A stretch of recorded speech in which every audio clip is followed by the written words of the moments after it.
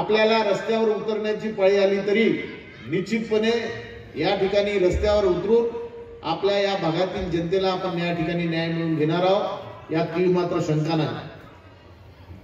आज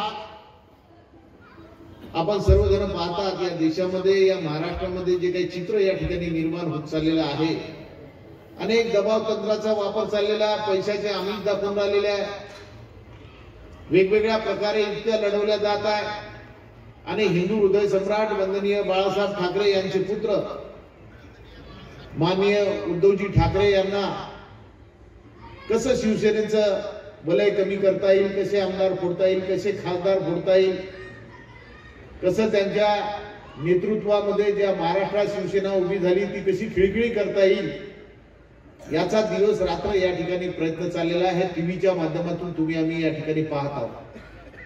परंतु खास करून आमच्या वणीमधल्या महिला भगिनीचं मी मनापासून या ठिकाणी अभिनंदन करणार आहे की मी कोणत्याही कार्यक्रमासाठी या ठिकाणी आल्यानंतर मोठा उत्साह आमच्या महिला भगिनीमध्ये या ठिकाणी या भागामध्ये राहतो।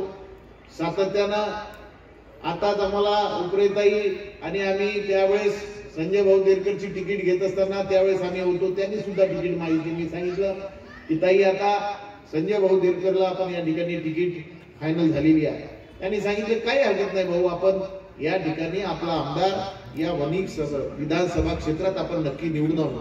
ही जर एकोप्याची भावना आपल्या सर्वांची असली आणि संजय भाऊ देरकरचा स्वभाव अतिशय चांगला आहे, शांत स्वभावाचा आहे। एबीपी माझा, उघडा डोळे बघा नीट।